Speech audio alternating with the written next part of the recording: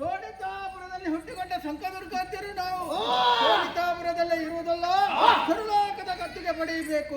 ಈ ಉದ್ದೇಶದಿಂದ ಸೇನೆಯನ್ನು ಕೊಡಿಕೊಂಡು ದೇವಲೋಕಕ್ಕೆ ಹೋದೆವು.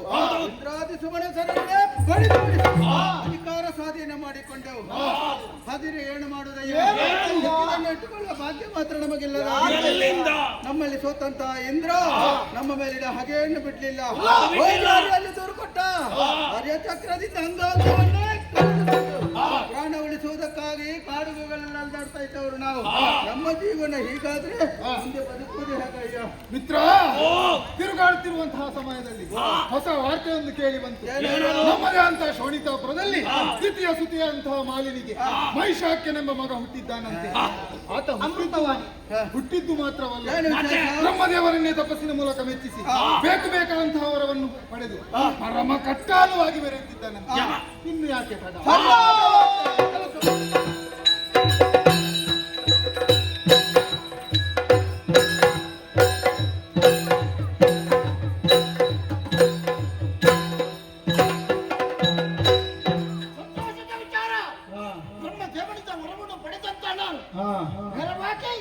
ಭೂಲೋಕ ಪಾತಾಳಲೋಕ ಬಳಿ ಸ್ವಾಧೀನ ಮಾಡಿಕೊಂಡೆ ಉಳಿದದ್ದು ನಾಲ್ಕಲೋಕ ಮತ್ತೆ ಗಮನ ನಡೆಸುವಾಗ ಯಾರು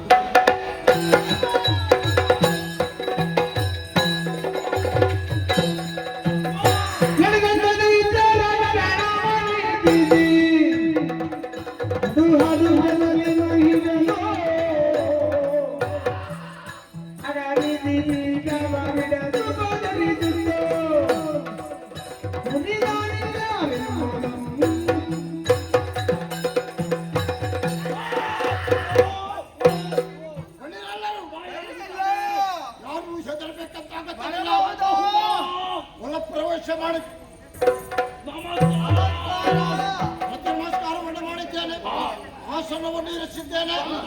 ಎಲ್ಲರೂ ಕುಳಿತುಕೊಳ್ಳಿ. ನಿಮ್ಮಲ್ಲಿ ಕೆಲವು ಪ್ರಶ್ನೆಗಳನ್ನು ಕೇಳ್ತಾ ಇದ್ದೇನೆ. ನೀವು ಯಾರು? ನಿಮ್ಮ ಪುರ ಯಾವುದು?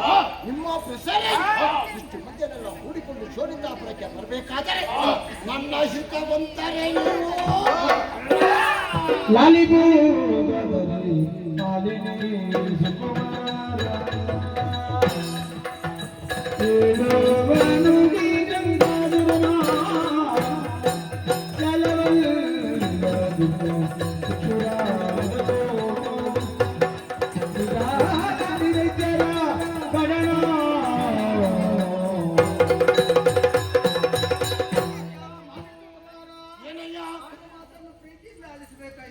ನಾವೇನು ಅಣ್ಣರಲ್ಲಯ್ಯ, ವಂಶದವರು, ನಿನ್ನ ಹಿರಿಯವರು, ನಿನ್ನಿಂದ ಮೊದಲು ಶೋಣಿತಾಪುರದಲ್ಲಿ ಹುಟ್ಟಿದವರು. ನಿನ್ನ ಹೆಸರಿಗೆ ಸಂಕಾಸುರ, ಬಿಡಲಾಸುರ,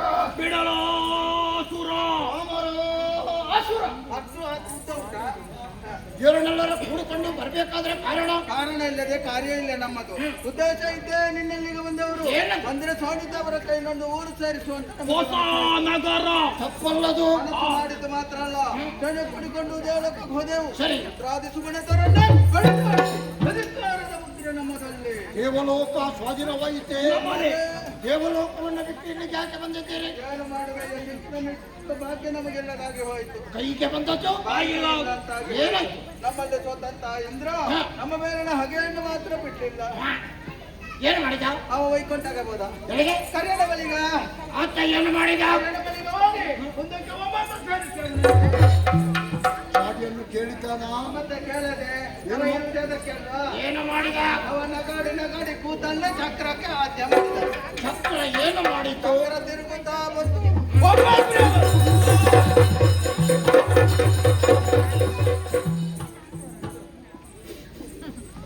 ಏನಾಯ್ತು?